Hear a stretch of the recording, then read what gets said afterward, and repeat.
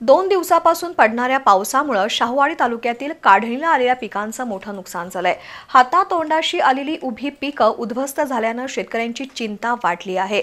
पावसामुळे रताळी काढण्याच्या कामाला वेग लागलाय। दरम्यान पन्हाळा तालुक्याच्या पश्चिम भागातही शुक्रवारपासून पावसाला सुरुवात झाली आहे।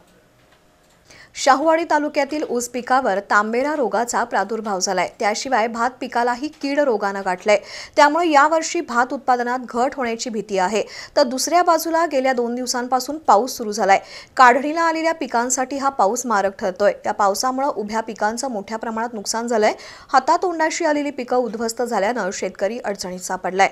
रताळी काढण्याच्या कामाला पूर्णपणे ब्रेक लागलाय। पन्हाळा तालुक्याच्या पश्चिम भागात शुक्रवारपासून पावसाला सुरुवात झाली आहे। आज सकाळपासून पावसाचा जोर वाढलाय। शेत शिवारात आणि रस्त्यावर पाणीच पाणी झालंय। पावसामुळे शेतकऱ्यांचं मोठं नुकसान झालंय। त्याशिवाय जनजीवनावर परिणाम झालाय।